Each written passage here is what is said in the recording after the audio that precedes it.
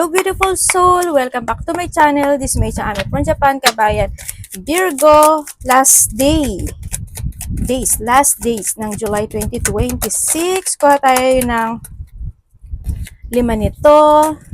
Sa mga gusto mapa-personal reading, lalagay ko dyan sa aking video o sa description below o punta kayo sa YouTube, makikita nyo dyan yung aking link, no? Ingat na lang kayo para hindi kayo maloko dahil may nanggagaya sa akin. General reading, vice versa. Basta, lagay nyo ang tatandaan, nagawin yung guide yung mga i-positive nyo to, ha? Uy, related ka ba kay Leo? Kuha tayo na iyong angel number, Virgo. Okay. Uy, meron kang 555, oh. Okay, baka related sa'yo si 5555. Sorry, sa daming 5 eh. O sa sa completion. Tingnan mo, 5, 10, 10, 10. Meron kang 3 10. Meron kang 6 na 10.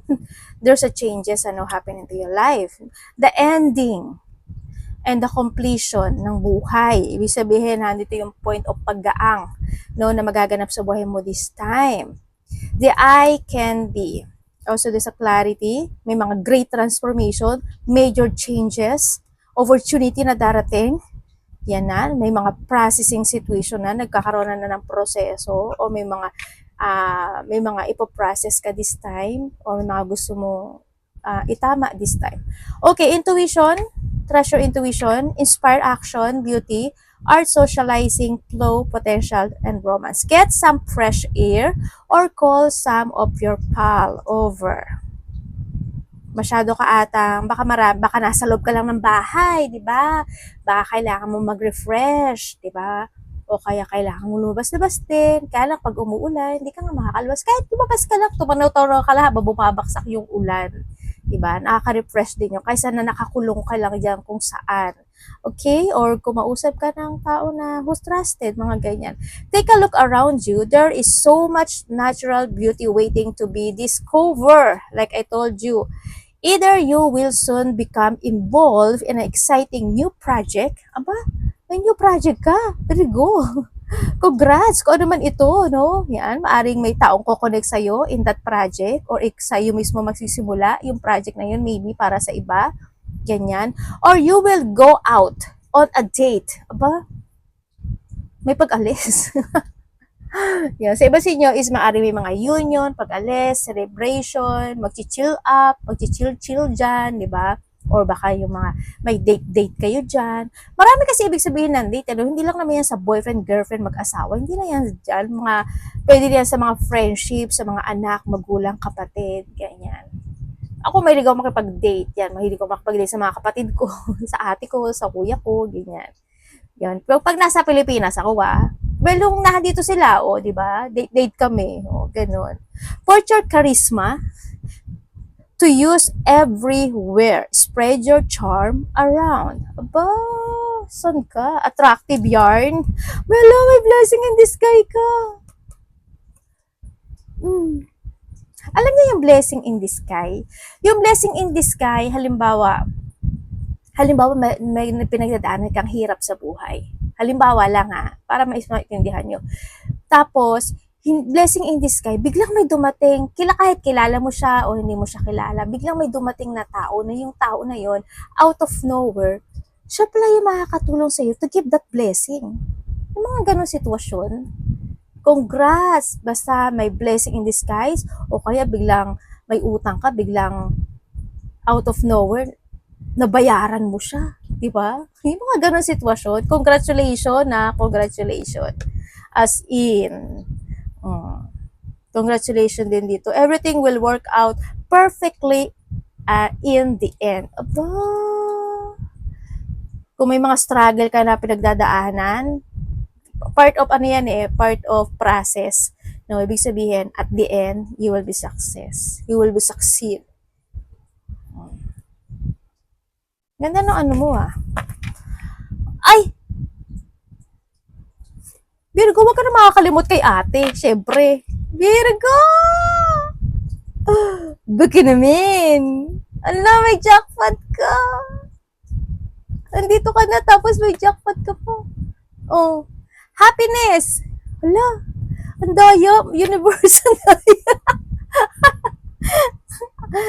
Alam mo naman si ate, inggitera. Bakit ba? Inggit ako eh. Alo, Virgo. Alam mo, marami kayo nangangako sa akin ha. Hindi kayo, wala kayo dyan. Marami na nangako sa akin dyan. Pero, dead matolad si ate. Hindi, joke. Congrats! May mananalo. Nagpapachinko ba kayo? Or yung mga ganyan? Yung parang mga roleta. Well, kung hindi man kayo dyan, there's a jackpot. May magaganap sa buhay nyo na magiging masaya ka. As in, sana manalo kayo. Sana kayo yung energy na to. Tandaan nyo, marami ibig sabihin. Okay, we have the 45. 45 kasi is the 9. No? 4 kasi is you. 5 kasi, also 5 kasi is a change. Ibig sabihin, there's a fruition at may fulfillment happen sa buhay mo. Kumbaga, meron kang gagawin o may ginawa ka or may ginagawa ka sa buhay mo na marireceive mo yung reward and success na yun kasi ibinigay mo yung effort mo doon. Ganyan. Congrats! Yan, may mga jackpot. There's a luck. Growth, achievement, abundance, positivity. And syempre, yung iba sa inyo, higit pa sa hiling mo darating. Wala.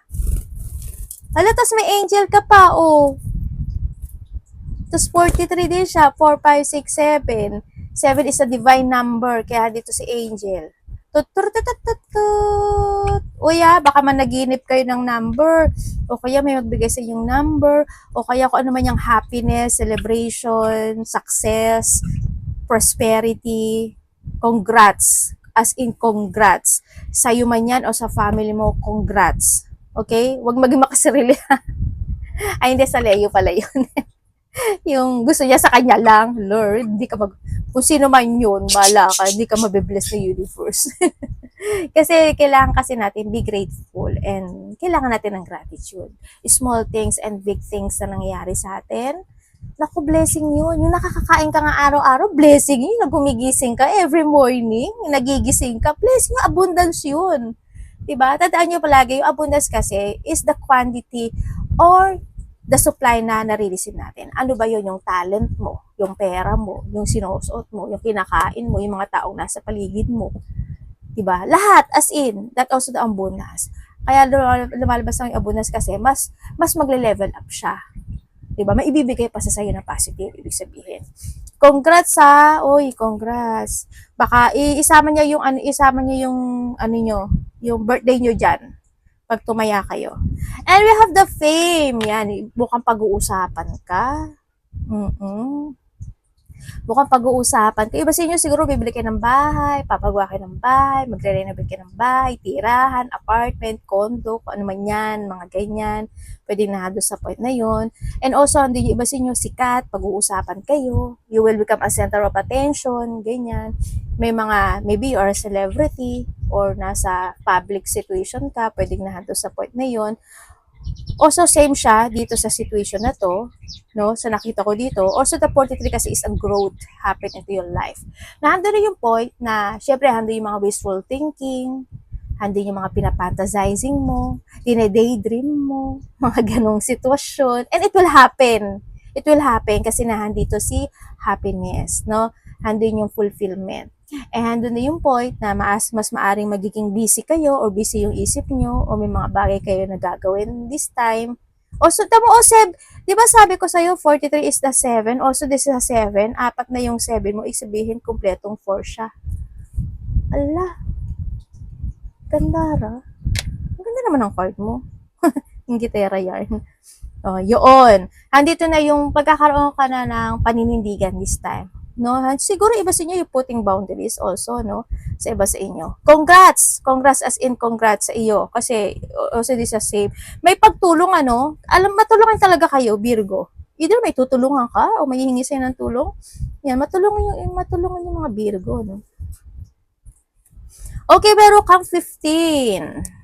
15 kasi is the achievement and goal. Ganyan. Ay, tumaya talaga kayo.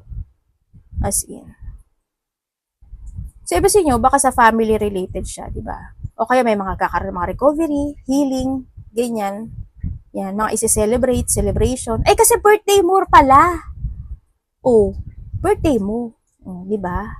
Kaya, andun yung andun din yung point na happy birthday. Happy birthday.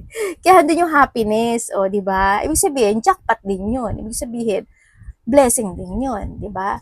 And we have the water, also these are emotions, no?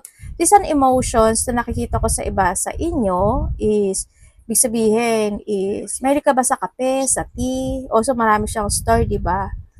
Ibig sabihin, yung cup mo, there's a flowing, kung titignan mo to, di ba? Kasi this is a luck kasi yan eh. Ando yung yung overflowing situation sa buhay mo, ibig sabihin may mag-overflow kasi this also the money and achievement, yung mga positivity happen. Sa iba sa inyo, related yun doon. Sa iba sa inyo is caring kasi this an emotion of water. Ibig sabihin, mas magiging more on caring ka sa sarili mo, mas more on magiging caring ka sa mga taong nagki-care sa'yo, mga ganyan. Yan ang nakikita ko sa iyo dito. At saka wala siyang tapon ha. Diba? Kasi kapag may tapon, messy yun eh. Yun ang nakikita ko. Diba? Still, handun yung pag-iilusyon. Ang hilig mo talaga magganito, no? Hilig mo muni-muni, hilig mo mag-ilusyon, hilig mo nang mag-daydream. Well, okay, libre naman yun. Mas maganda ng, okay naman. Ako nga ganyan din eh. Okay lang yan. Part of life yan. Yan ang nakikita ko sa iyo dito. Also, the changes is coming. May mga wish come true ka na makakamit sa iba sa inyo but comes dito sa situation mo, magkakaroon ka ng mga reflection from the past. O may mga magre-reflect sa isipan mo. Sa mga nakaraan, good or bad things man yan, pwedeng nato sa point na yun. Mas magiging, ka ngayon, emotional. Mas magiging, mas, mas mangunguna yung puso mo ngayon. Parang, alam mo yung, siguro balance, 'di ba? Sa iba siguro is you need to take it balance yung situation. Yan. Or magkaroon ka rin ng control and balance sa emotion mo pagdating dito sa mga susunod na araw. Yan. No, sa iba sa inyo. And then also is mas magta-trust ka ngayon sa iyong instinct. Magtitiwala ka ngayon sa gut feelings mo, sa nararamdaman mo, sa mga message na ibibigay sa iyo, ganyan. O, di ba, we have the king. May mga honor, papuri, pabuya, pagbubunyi, kasi also this, totoo, happiness kasi ito eh. Also, ikaw yung king. Siyempre, lalaki ka man, babae, king ka. Kumbaga yung honor, no? Nandun yung situation na to. Ang ganda nito. Also, ito, santo eh, Pagbabalik na yung confidence, you know your purpose, pagbabalik na yung vitality o yung sigla mo sa sarili, handin yung mas mag-focus ka this time kasi sa sarili mo no? Mas i-honor mo ngayon yung sarili mo. Tapos andun din yung point na mag-focus ka sa mga i-main concern mo. At dito sa sitwasyon mo, lahat positive to. As in lahat positive to. No? Yun na nakita ko dito. Ang ganda ng card mo. Tapos meron kang Leo. Related ka ba kay Leo? Tapos may birth din. May buntis? Kasi ba dito either may kakilala kang buntis, mabubuntis, mga anak, or kung may mga alaga kang hayop, pwedeng ganun. Also, with comes sa birth kasi, is also this is you. This is a rebirth situation. Ibig sabihin, kasi andito yung confident, di ba? Andito yung luck. Ibig sabihin, babalik yung confident mo, babalik yung pride mo, babalik yung strength mo this time. Also, you have the Leo. Yung nakita, ano yung revert dito, yung transformation, transition, and the new beginning happen into your life. Congrats, may mga bagong idea ka na iniisip ngayon, o may mga bagong idea ka na gusto mo i-pursue, maybe, o pag-iisipan, maybe sa iba, sa nakita ko dito. Also, we have the Leo. Related ka ba kay Leo? Also, Leo kasi, this is a strong emotion, pagdating dito sa sitwasyon mo. Ganyan. Hindi yung strong emotion mo, very passionate yung magiging mo ngayon, trip mo ngayon, handun din yung pagiging achiever, your focus to your future, may mga bagay na parang nagiging interest ka or magiging interest ka, ganyan. Also achieving to handun yung point of mas magiging active ka this time Hindi ko alam in what way, physically, emotionally, spiritually, pwedeng nando sa point na yon. Mas more on active ang gagawin mo ngayon, ang action mo ngayon. Ano to ate? action. Babalik ka sa iyong crown, sa iyong you're the king. Ito mo to, 'di ba? Ito sila si you're the king. Oh, saan ka? Ang ganda ng mo, card mo. Mm. May revert ka nga, oh. Ay, revert ka, oh. Ay, ano yun? Ano yun, anak? Justice. O, di ba? Sabi ko sa'yo, may daydream. Okay. Okay. Kung ito is, excuse me, mga anak, Jod Mateo. Okay, kung ito is sa love life. Sa love life mo, siguro may mga bagay lang na gumugulo sa isip mo, kung lalo na kung may third party kayo, no? Kasi may nagsisinungaling. Sa may mga third party, may nagsisinungaling. Alam, may makukulong?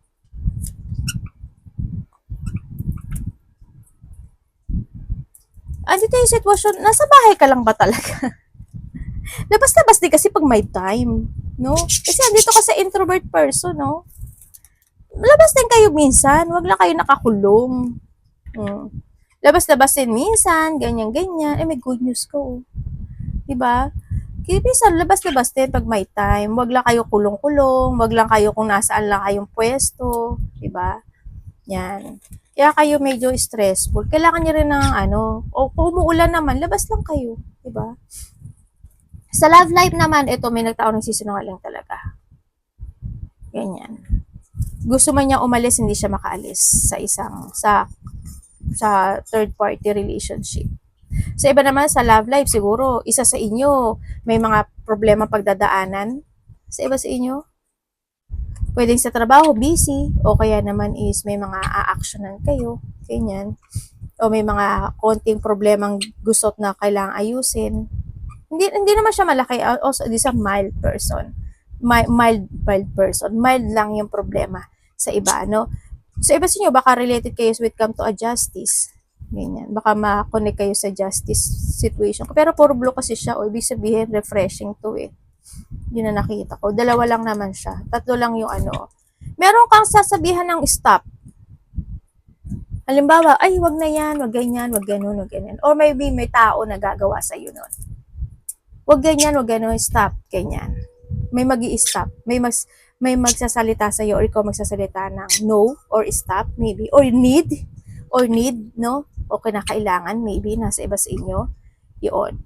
May mga break up para sa iba or magte-take a break ka, holiday, resting time, vacation pwedeng sa iba or may mga break situation, may stagnant situation, may pag-iisipan ka raw na sitwasyon.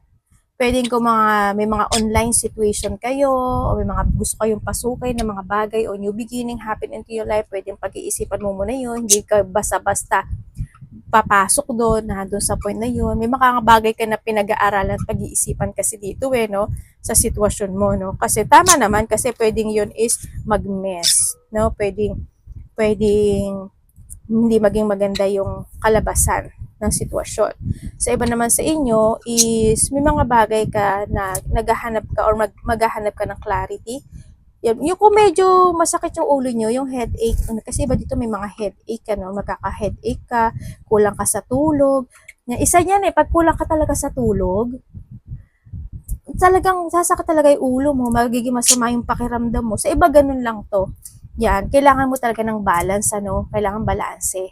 Kapag bumawi ka ng tulog, tapos kailangan mo rin mag-vitamin din minsan, kung may mga maintenance na kayo, syempre ganun din, o kaya take vitamin. Tandaan nyo, pag kulang kayo sa tulog, papangit kayo. Tinakot, lalaki ka man o babae, kasi nakakatanda yun, di ba? Yung kulang sa tulog, tapos basta magbabago yung mukha nyo, tapos magdadry yung skin nyo, tapos palaging magiging mainitin yung ulo mo, tapos puro eye bag, gusto mo ba yun? Diba? O kaya wag kayo mag-overthinking, iwasan nyo yun. Yan, yung headache nyo, yan, medyo may mga sitwasyon na nape-pressure ka, yung mga ganun sitwasyon, parang nahihirapan ka. Alam mo yun? Yan. May mga sitwasyon daw na ganun, na nahihirapan ka. Yan. And also, may mga sitwasyon daw na feeling mo, parang hindi ka makagalaw o hindi ka parang kahit na gusto mo nang matapos yon o makawala sa sitwasyon, hindi pa pwede or hindi pa nararapat, pwedeng nando sa point or may mga bagay pa na kailangan i-progress or kailangan pang magtiisan sa iba. But still, nandito yung point na magkakaroon ng pag-arrangement, no? O may mga i-arrange ka na situation, inaayos na sitwasyon, aayusin na sitwasyon, yan. Ready ka sa mga bagong pagsubok na magaganap sa buhay mo. Nakikita ko sa iyo dito. And there's a new beginning, happy, no? Kasi ang ganda nitong ano mo eh. Gusto mo gabakasyon? Basta nyo may dinedate, may iniisip. Ang hiling nyo talaga mag-isip, ano? Alam mo, ang ganda ng card mo talaga. Kasi ito, there's a desire situation.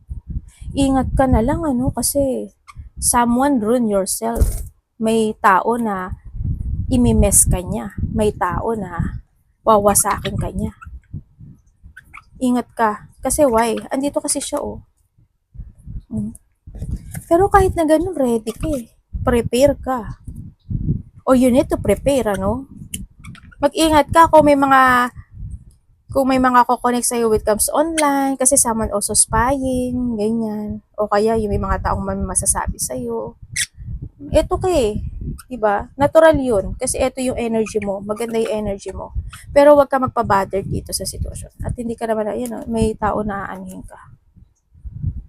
Pero magkakaroon ka ng elevate, oh. Ganda, oh. Ang ganda ng card mo. Oh. Ang ganda ng card mo. As in. Congrats! Sa card mo, ang ganda. Basta, be ready, pre-prepare. Sa nakita ko dito, andito rin yung point na, meron ka namang may logic organized ka naman eh. Pag sa iba sa inyo. Kumbaga, you have a rule, you have a system. Talagang handun yung pagpapasya mo sa lahat ng aspeto ng buhay mo. Medyo yun nga lang, wag lang overthinking. Kung may mga dapat na i-release, i-release. Wag ma-stagnant, di ba? Sa iba sa inyo. Yan. Tandaan mo, may mga tao na gusto kang pabaksakin. Mabait naman kayo. Ay, hindi pala lahat. Yun nga lang. Oh, huwag kang gagawa ng sitwasyon. Baka you need to stop the situation kasi babaksak ka dun. Diba? Pwedeng na doon sa point na yun. Basta pag-isipan niyo maigi. Ang ganda ng card mo. Arigato namaste, God bless.